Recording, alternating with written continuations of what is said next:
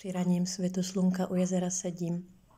Vnímám zpěv ptáků, hrdliččino volání a vášky v letu.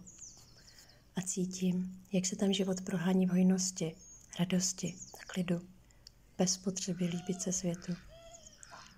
Myšlenky se zastavily, odešla všechna vina nebo hodnocení. Je tam jen voda a všechen ten život kolem.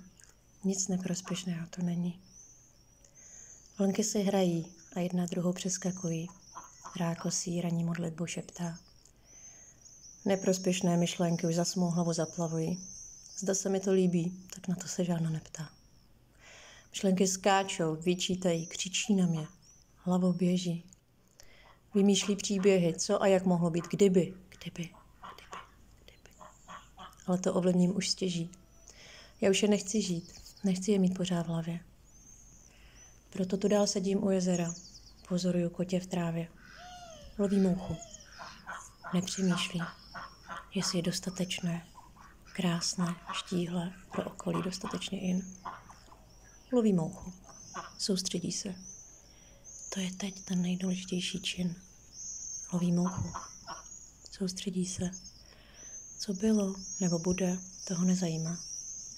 Dívá se na svět hravostí a vášní a každou vteřinu žití zcela prožívá a vnímá. To malé kotě už to ví. Prostě to je. A každou minutu prožívá a žije. To jezero, voda, klid a to malé kotě. Nechť nás všechny k žití inspiruje.